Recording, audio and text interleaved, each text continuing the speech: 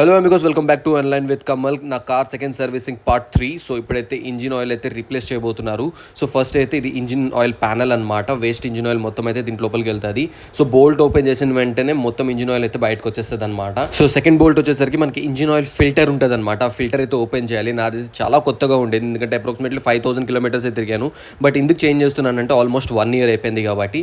So ఇదైతే కొత్త filter అనమాట. సో పాత ఫిల్టర్ని మొత్తం డంప్ చేసేసి కొత్త ఫిల్టర్ అయితే పెడతారు, ఎందుకంటే ఇట్స్ డిపెండ్ ఆన్ మన మైలేజ్, కార్ స్మూత్గా ఇంజిన్ అయితే ఉంటుంది అది మార్చితే. సో ఇదైతే ఇంజిన్ ఎయిర్ ఫిల్టర్ అనమాట. ఇది కూడా రీప్లేస్ చేయాలి కొత్తగా.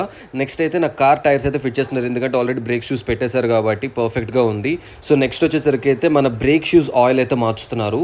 సో ఇదైతే డెఫినెట్లీ మార్చాలి. దాని తర్వాత ఇప్పుడైతే చూస్తున్నారు కదా, ఎయిర్ ఫిల్టర్ కొత్తది అయితే పెడుతున్నారు.